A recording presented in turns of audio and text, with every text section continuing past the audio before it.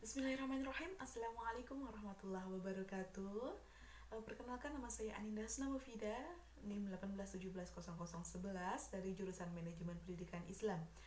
Nah, pada kesempatan hari ini saya akan memaparkan hasil observasi yang telah saya lakukan di salah satu instansi pendidikan di daerah Nganjuk, yaitu di MAN 1 Nganjuk.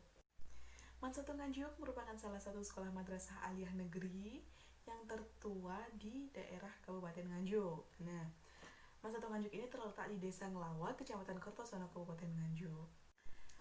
MAN 1 Nganjuk ini memiliki visi yang sangat visioner, yaitu menghasilkan lulusan yang berakhlak mulia, unggul, terampil, dan peduli lingkungan.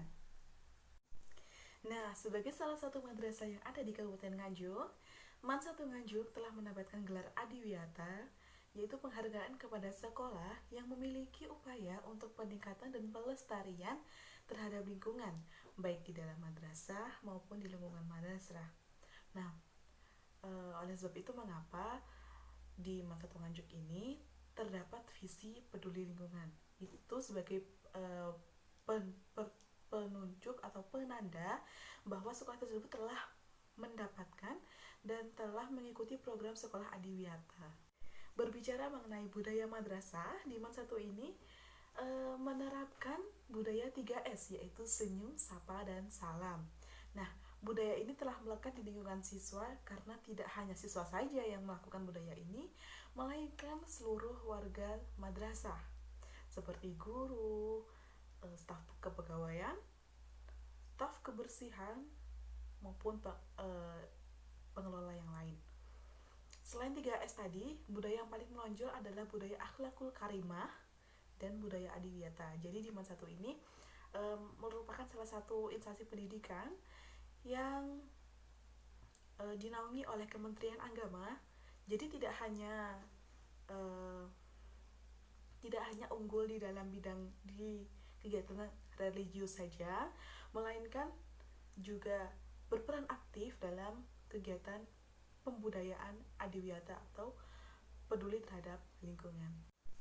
Kemudian ada juga tentang budaya kinerja pegawai. Nah, di MAN 1 Nganjuk ini kinerja pegawai yang cukup ramah, bertanggung jawab, bekerja sesuai job deskripsi kerja masing-masing, mengerjakan tugas dengan tuntas sesuai dengan masa yang ditentukan, disiplin waktu, serta memberikan pelayanan informasi yang terbuka untuk seluruh pengguna informasi.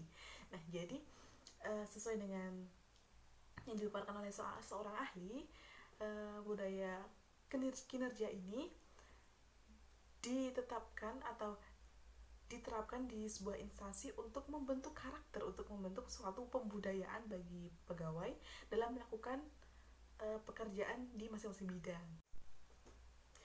Baiklah, ke bab selanjutnya, yaitu tentang kepemimpinan. Peneliti melihat dari sudut pandangnya yang telah dilakukan di MAN 1 Nganjuk, yaitu kepala madrasah di MAN 1 Nganjuk ini menggunakan gaya kepemimpinan secara demokratis. Nah, di mana pemimpin tersebut membolehkan partisipasi dari warga madrasah.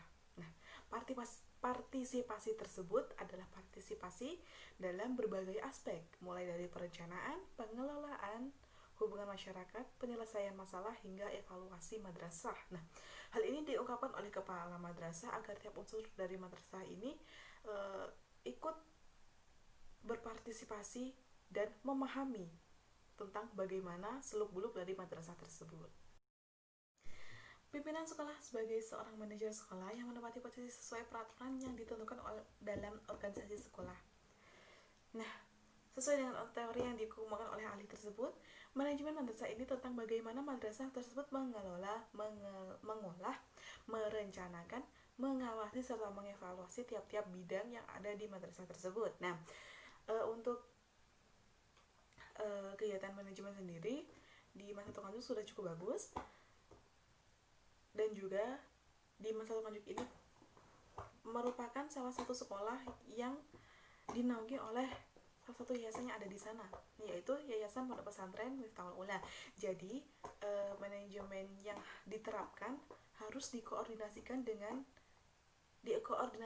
antara pimpinan yang ada di MAN 1 Nganjuk dengan pimpinan yang ada di yayasan tersebut. Kemudian mengenai administrasi. Nah, tidak lepas dari kinerja tata usaha.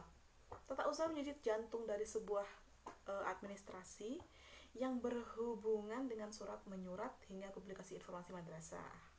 Nah, dalam administrasi tersebut dikenal dengan sistem arsip. Sistem arsip itu merupakan sistem penyimpanan data dan informasi yang dilakukan oleh suatu madrasah. Di masa Tukanjuk ini terdapat dua metode dalam pengarsipan. Yang pertama metode secara langsung dengan menggunakan hard file. Jadi nanti file-file data informasi tersebut ditata sesuai dengan tanggal dan subjeknya. Kemudian yang kedua ada metode secara online, di mana data dan informasi tersebut akan disimpan melalui soft file sehingga dapat disimpan di media digital seperti penyimpanan eksternal maupun penyimpanan internal. Nah, berbicara tentang tata usaha lagi, tata usaha ini juga bertanggung jawab dalam hal surat menyurat, pelayanan legalisir dokumen dan pengajuan dokumen. Nah, pasti kita tidak asing dengan tiga hal tersebut, karena kita juga pernah menjadi seorang siswa dan juga seorang mahasiswa yang tidak terlepas dari administrasi tersebut. Nah, untuk surat menyurat ini terdapat beberapa alur yang harus diikuti. Jadi untuk pengajuan surat, legalisir dan pengajuan dokumen tersebut memiliki SOP masing-masing sesuai dengan kepentingan dan kebijakan yang berlaku. Berikutnya ada pengelolaan tata ruang kantor.